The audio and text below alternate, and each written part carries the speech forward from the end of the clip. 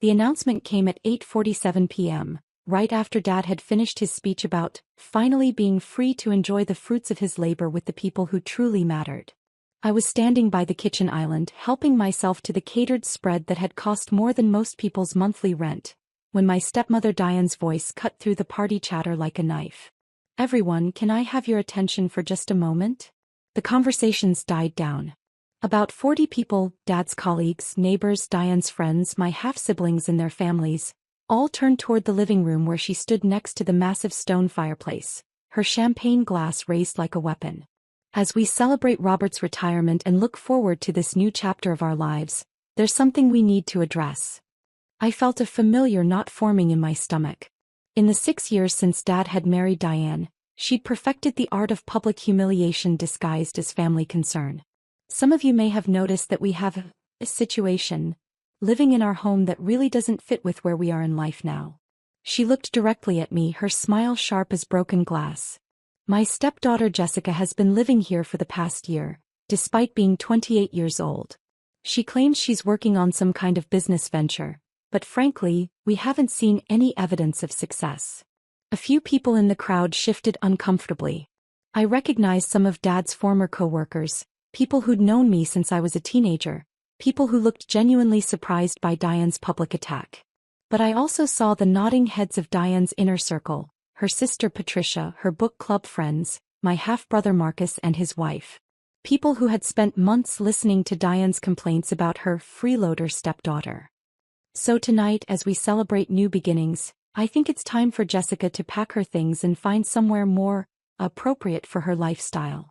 The room was completely silent. I could feel 40 pairs of eyes on me, waiting to see how I would respond to being publicly evicted from my childhood home. "This house isn't for failures like you," Diane continued, her voice dripping with false sympathy.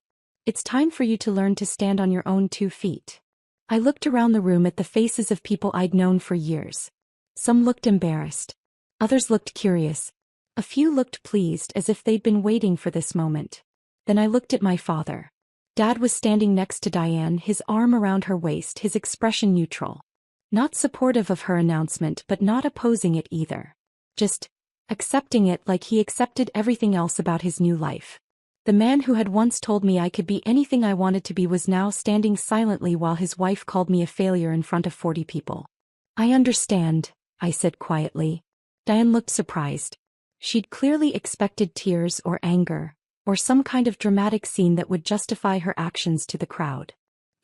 "You understand?" "I understand perfectly." I set down my champagne glass and walked toward the front door. "I'll get my things tomorrow." "Jessica, wait." Dad finally spoke, but I was already opening the door. "Enjoy your retirement party," I said, and stepped out into the cool October evening. As the door closed behind me, I could hear the party resuming, voices rising again, laughter returning, the celebration of Dad's retirement continuing without the family failure who had been graciously removed from the premises. I sat in my car for a few minutes looking at the house I'd grown up in. The house where I'd learned to ride a bike in the driveway, where I'd had sleepovers and birthday parties, where I'd studied for college exams at the kitchen table. The house that Diane now considered too good for me. I pulled out my phone and made a call. "Marcus? It's Jessica Chin. Sorry to call so late, but I need you to accelerate the Morrison mortgage acquisition." "Yes, the one we discussed last month." "Tomorrow morning." "Perfect." Marcus Rivera was my investment attorney, one of the few people who knew the truth about what I'd been building for the past 3 years while everyone assumed I was unemployed and directionless. What they didn't know was that I'd been working 18-hour days building Sterling Capital Management, a private equity firm specializing in distressed real estate assets. What looked like unemployment to them was actually me running a business from my laptop, managing a portfolio worth over $200 million, including, as of tomorrow morning, the mortgage on 1247 Maple Grove Lane, my childhood home where I'd just been publicly humiliated and evicted. The next morning, I woke up in my downtown apartment, the same luxury high-rise apartment that Diane assumed I couldn't afford because I preferred to let people make their own assumptions about my finances. At 9:15 a.m. Marcus called. "It's done. Sterling Capital now owns the Morrison family mortgage. The foreclosure notice has been prepared and will be delivered within the hour." "Perfect. And Marcus?" Make sure the delivery is made in person. I want them to understand exactly what's happening. At 9:47 a.m., I was sitting in my car outside the house when the process server arrived. Through the large front windows, I could see Diane in her silk bathrobe, cleaning up from the party. She opened the door expecting a package delivery. Instead, she received a foreclosure notice and a letter explaining that Sterling Capital Management had purchased her mortgage from the original lender and was exercising its right to accelerate payment due to violation of occupancy terms. I watched her face change as she read the documents. Confusion first, then disbelief, then something approaching panic. My phone rang 30 seconds later. Jessica. It was Dad, his voice tight with stress. There's been some kind of mistake. We just got papers saying our house is being foreclosed on, but our mortgage payments are current. The company says Sterling Capital Management bought our loan, but we've never heard of them. That's interesting, I said calmly. Do you know anything about this? You mentioned you were working on some kind of business thing. Dad, Sterling Capital Management is my company. I bought your mortgage this morning. Silence. Complete total silence. That's not possible. You don't have that kind of money. Actually, I have quite a bit more than that kind of money.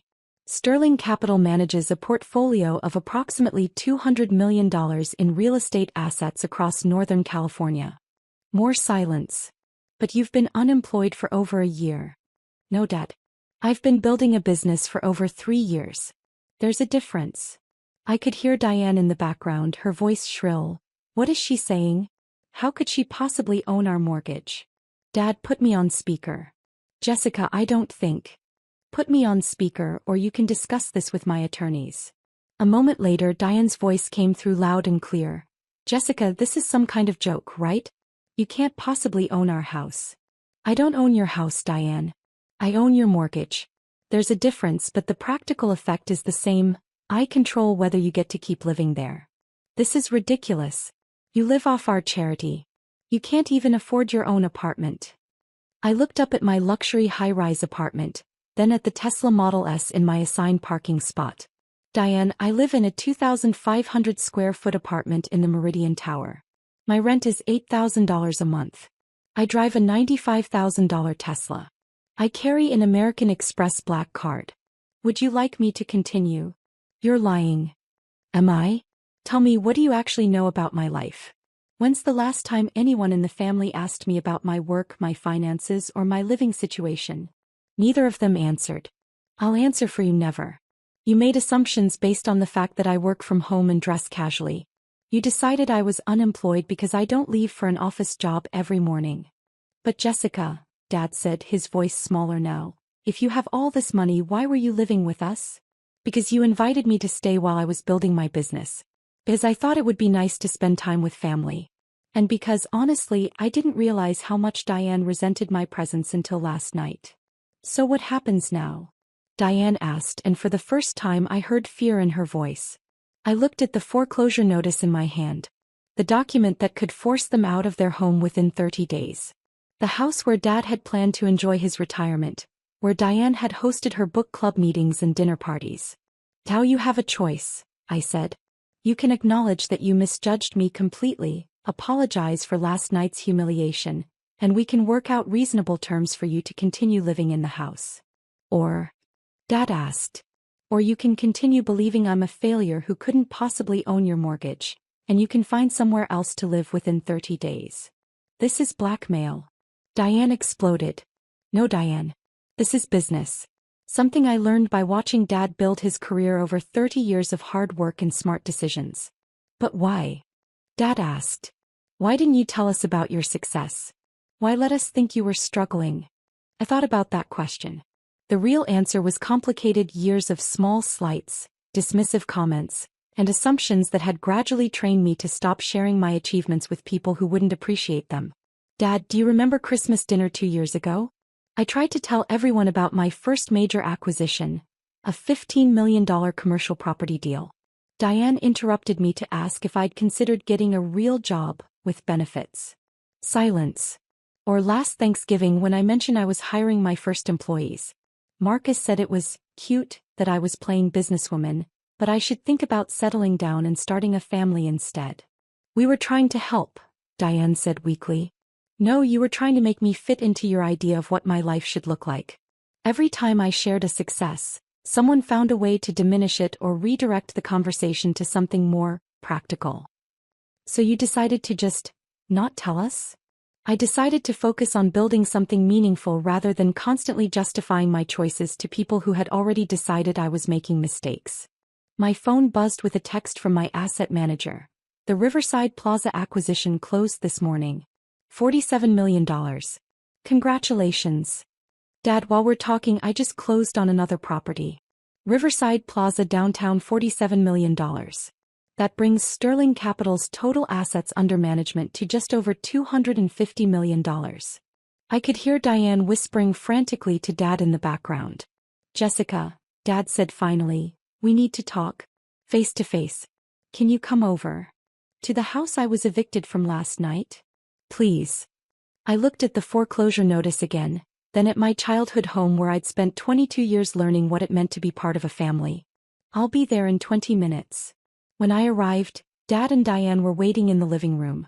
The party decorations were still up, streamers and balloons celebrating Dad's retirement, the beginning of what was supposed to be the best phase of his life. Instead, they were sitting on the couch looking like they'd just learned their house was built on a sinkhole. Jessica, Dad stood up as I entered. First, I owe you an apology. A big one. For what specifically? For letting Diane humiliate you last night. For not defending you when you were attacked in front of 40 people. For assuming you were unsuccessful instead of asking about your actual life. I sat down in the armchair across from them, the same chair where I used to sit as a teenager, telling Dad about school and friends and dreams for the future. And I prompted. Diane shifted uncomfortably. And I owe you an apology too. For everything I said last night. For calling you a failure, for demanding you leave, for making assumptions about your financial situation. What else? She looked confused. What do you mean? Diane, you didn't just make one mistake last night. You've spent 6 years treating me like an unwelcome guest in my own childhood home. Last night was just the culmination. I didn't realize. You didn't realize that constantly asking when I was going to get a real job was dismissive? You didn't realize that introducing me to your friends as Robert's daughter who's still figuring things out was condescending? Dad winced. Jessica, we thought we were being supportive. Encouraging you to find stability. Dad, I had stability. I had success. I had a business that was growing faster than I'd ever imagined possible. What I didn't have was a family that bothered to ask about any of it. I pulled out my phone and showed them the Sterling Capital Management website, professional photos of commercial properties, testimonials from satisfied clients, press coverage of major acquisitions. This is what I've been building while you thought I was unemployed. A real estate investment firm that's generated over $40 million in profits in the past 3 years. Diane stared at the phone screen. But you never dressed like a successful businesswoman. You wore jeans and t-shirts around the house. As I was at home, Diane. When I'm in business meetings, I wear business attire. When I'm working from my home office, I dress comfortably. Most successful people do. Show them the Forbes article, Dad said quietly. I looked at him surprised. You know about the Forbes article? I found it this morning. After the foreclosure notice arrived, I Googled your company. He looked embarrassed. I should have done that years ago. I pulled up the article, Rising Stars in Real Estate, How Young Investors Are Reshaping California's Commercial Market. There was a full-page profile of Sterling Capital Management, complete with my professional headshot and details about our acquisition strategy. Jessica Chin, 28, has built one of the fastest-growing private equity firms in Northern California, Dad read aloud. Her company's focus on undervalued commercial properties has generated exceptional returns for investors while revitalizing overlooked neighborhoods. Diane was reading over his shoulder, her face getting paler with every paragraph. Chen's approach combines traditional real estate expertise with innovative financing strategies, she continued reading. Her success has made her one of the youngest commercial property magnates on the West Coast. There's more, I said, scrolling through my phone. Wall Street Journal piece last month about women in private equity. San Francisco Business Times cover story about young entrepreneurs. 3 speaking engagements at real estate investment conferences next quarter. The room was completely quiet except for the ticking of the grandfather clock Dad had bought to celebrate his first promotion 20 years ago. So what happens now? Dad asked finally. That depends on you. What do you want from us? I thought about that question. What did I want from the people who had spent years dismissing my dreams and culminated by publicly humiliating me? I want you to see me for who I actually am, not who you assumed I should be. I want you to understand that success comes in many different forms, and just because someone's path doesn't look like yours doesn't mean they're failing. We can do that, Diane said quickly. Can you? Because this isn't just about acknowledging that I'm wealthy, Diane. This is about fundamentally changing how you think about me and my choices. I understand. Do you? Because 3 months from now, when I'm wearing jeans and working from my laptop in the kitchen, are you going to see a successful CEO managing a multimillion-dollar business? Or are you going to see the same failure you wanted to evict last night? She was quiet for a long moment. I don't know. But I want to try. Dad leaned forward. Jessica, can you forgive us? Can we start over? I looked around the living room where I'd grown up, at the family photos on the mantle, the piano where I'd practiced for school recitals, the window seat where I'd read hundreds of books while dreaming about my future. I can forgive you, I said finally. But I can't forget how quickly you were willing to throw me out when you thought I wasn't successful enough to deserve a place in the family. What does that mean for us going forward? It means our relationship is going to be different. I'm not the struggling daughter who needs your guidance anymore. I'm a successful businesswoman who owns your mortgage and controls whether you get to keep living in this house. The power dynamic in the room had shifted completely. 6 hours ago I was the failure being evicted. Now I was the person deciding whether they got to stay. So what are your terms? Dad asked. First, you get to stay in the house. I'll restructure the mortgage with reasonable payments and terms. This is your home and I want you to enjoy your retirement here. Relief flooded both their faces. Second, no more assumptions about my life or my work. If you want to know how I'm doing, ask me directly instead of making judgments based on surface appearances. Agreed, Diane said immediately. Third, if you ever again publicly humiliate me or treat me like a charity case, our business relationship becomes strictly professional. You'll deal with my attorneys and property managers, not with me. That's fair, Dad nodded. I stood up and walked to the window, looking out at the neighborhood where I'd grown up. In the distance I could see the downtown skyline where 3 of my properties rose above the city like monuments to everything I'd built while they thought I was failing. There's one more thing. What's that? I want you to understand that I didn't buy your mortgage to control you or get revenge. I bought it because Sterling Capital specializes in acquiring undervalued real estate assets, and your property fit our investment criteria.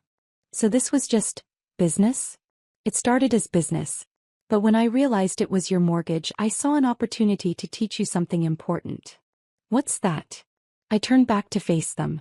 That assumptions about success can blind you to the actual achievements happening right in front of you. You spent 3 years watching me build a multimillion-dollar business and saw failure because it didn't look like what you expected success to look like. Dad nodded slowly. We made a terrible mistake. Yes, you did. But mistakes can be learning opportunities if you're willing to change. My phone rang. Marcus Rivera calling with updates on 2 new acquisitions we were finalizing. I have to take this, I said. It's my attorney calling about a $23 million property deal we're closing today. As I answered the phone, I watched Dad and Diane's faces change again.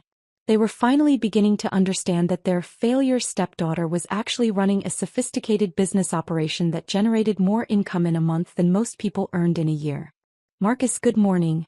Yes, the Riverside deal closed successfully. Move forward with the Harbor Point acquisition. Schedule the due diligence for next week. I'll review the contracts tonight. When I hung up, Dad was staring at me with something approaching awe. You really do own a multimillion-dollar company. I really do. And you built it while we thought you were unemployed. I built it despite the fact that you thought I was unemployed. There's a difference. Diane looked genuinely shaken. Jessica, I feel terrible about everything I said. Not just last night but for years. All those comments about getting a real job, about settling down, about being practical. Those comments taught me something valuable, Diane. They taught me that external validation isn't necessary for success. I learned to measure my achievements by results, not by other people's approval. Can you teach us? Dad asked quietly. Teach you what? How to see success differently. How to recognize achievement even when it doesn't look conventional. How to be the kind of family that supports dreams instead of dismissing them.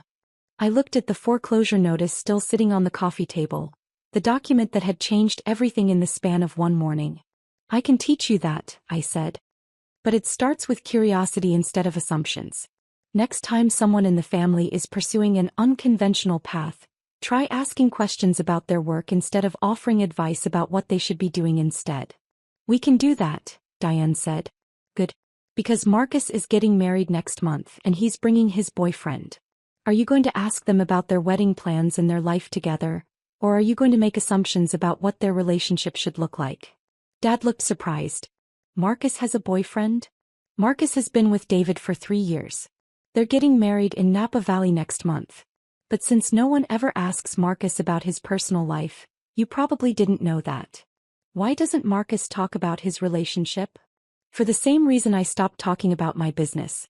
Because he learned that this family has strong opinions about what people's lives should look like, and it's easier to keep private than to constantly defend his choices. The room was quiet again as they processed this information. We've been terrible family members, Diane said finally. You've been judgmental family members. But you can choose to be different going forward. My phone buzzed with a text from my property manager. The Harbor Point inspection is complete. Everything looks good for closing next week. I showed them the message. Harbor Point Marina, $31 million waterfront development project. If everything goes according to plan, it'll be the largest single acquisition in Sterling Capital's history.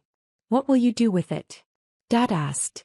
Convert it into affordable housing for teachers, firefighters, and other essential workers.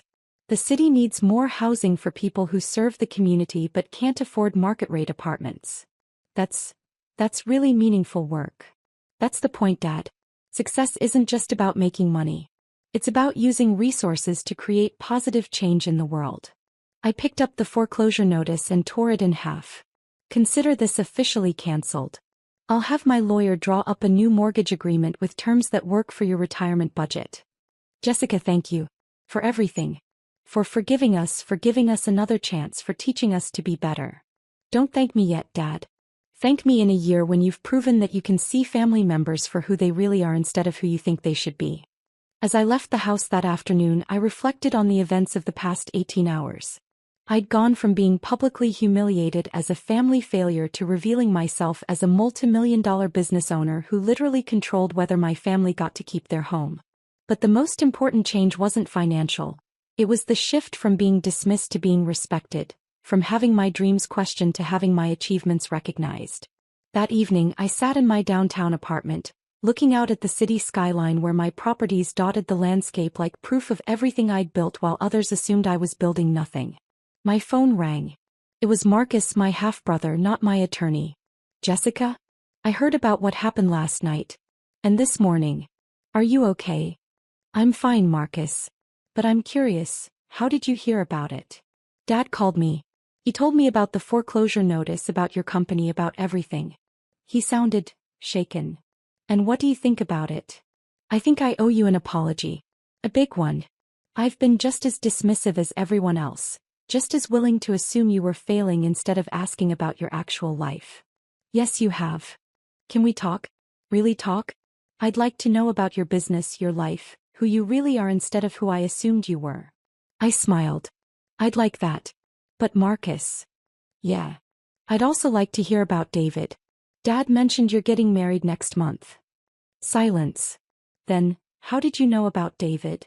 Because unlike the rest of this family, I pay attention to the people I care about. Congratulations, by the way. I'd love to meet him. Really? Really? And Marcus? If you need help with wedding planning or logistics, Sterling Capital has relationships with some excellent vendors in Napa Valley. You'd help us with our wedding?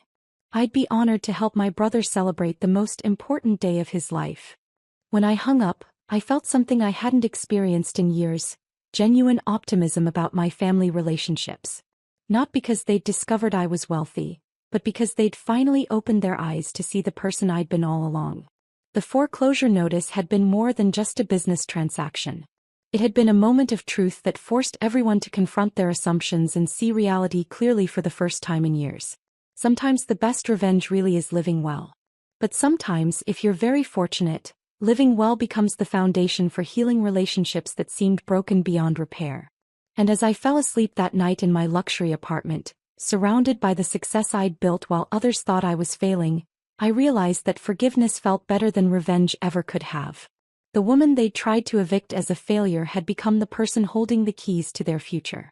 But more importantly, she'd also become the bridge to a family relationship built on truth instead of assumptions, respect instead of judgment, and love that didn't depend on meeting other people's definitions of success.